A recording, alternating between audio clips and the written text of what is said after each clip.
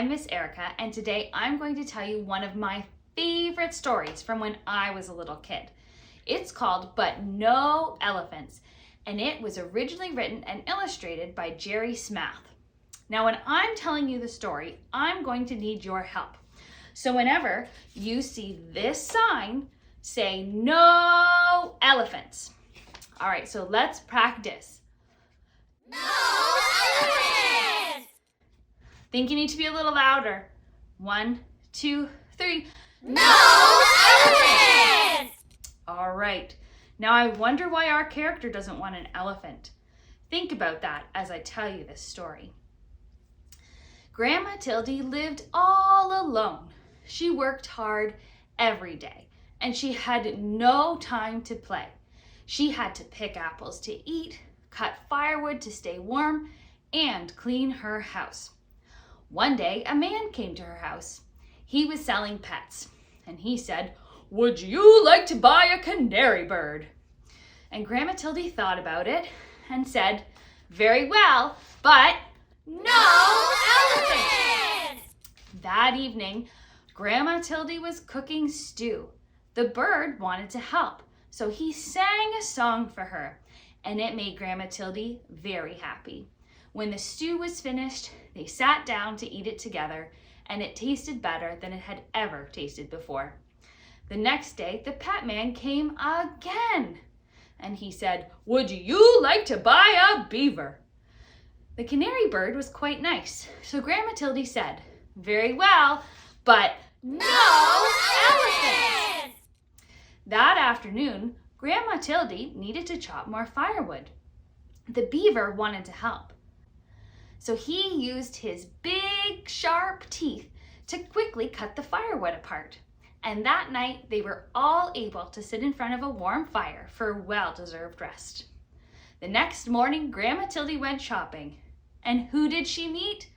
The pet man. "Would you like to buy a turtle?" he asked. And Grandma Tildy thought, well, the beaver is a very fast cutter, and the canary bird is quite nice. So she said, "Very well, but no elephants." Grandma Tildy was tired from all of her shopping, and the turtle wanted to help. So he carried her home on his back. And that night, Grandma Tildy washed the turtle and put him to bed. The next day, it rained all day long, and the roof started to leak. Then someone knocked on the door, and it was you-know-who. "Would you like to buy a woodpecker?" he asked. The turtle was strong, and the beaver was a fast cutter, and the canary bird was quite nice. So Grandma Tildy said, "Very well, but no elephants!" The woodpecker saw all the buckets and wanted to help. So he used his beak and he nailed the roof down very tight, and the dripping stopped. That night, they all danced together in a warm, dry house. Soon the days got colder and colder. Grandma Tildy put food in jars for the winter. "I don't like the cold," she said. And just then, that pushy pet man appeared. "Would you like to buy an elephant?" he asked. "He's the only animal I have left, and I must leave before it snows." "No, I've told you before. No elephants! Absolutely no elephants!" shouted Grandma Tildy. She went back to her work, and the pet man left. But the elephant stayed. He didn't have anywhere else to go. And then it started to snow, and it kept on snowing, and snowing, and snowing, and snowing. "No elephant!" repeated Grandma Tildy stubbornly, but the elephant just wouldn't go.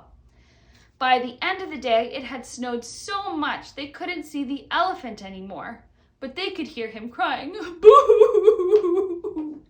And they felt very sad.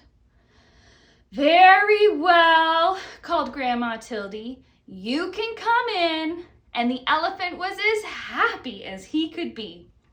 When he tried to get in the house, the elephant had a problem. He couldn't get in the door, so they all had to help push him inside.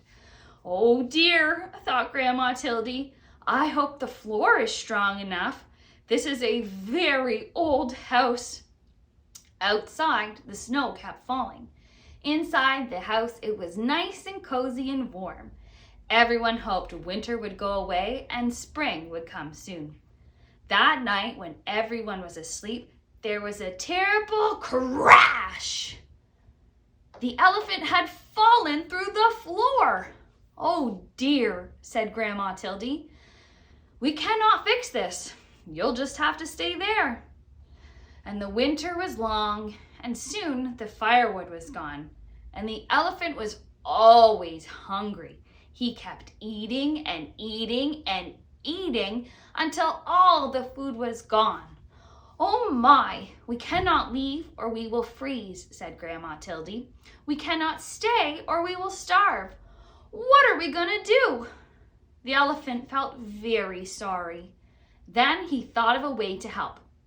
He stood up and he started to walk, taking the house and everyone inside with him. And he walked and walked and walked and walked. When he finally stopped, they were in a very warm, sunny place. And that is where Grandma Tildy and her friends are today. And of course, all elephants are welcome there. In the end. Wasn't that a good story? I wonder why Grandma Tildy didn't want that elephant.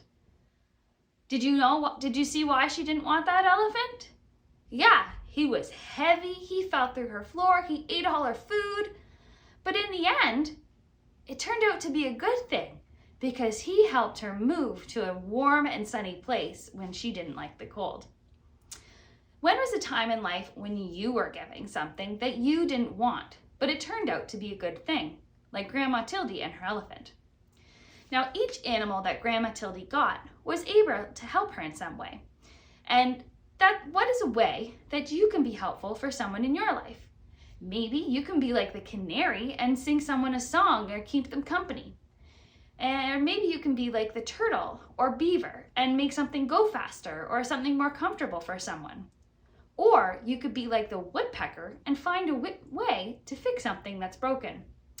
Lastly, you could be like the elephant and cheer someone up, even though everything else has gone wrong. Maybe you can cheer them up even by showing them this LitBit. I hope you enjoyed my version of But No Elephants by Jerry Smath. See you later!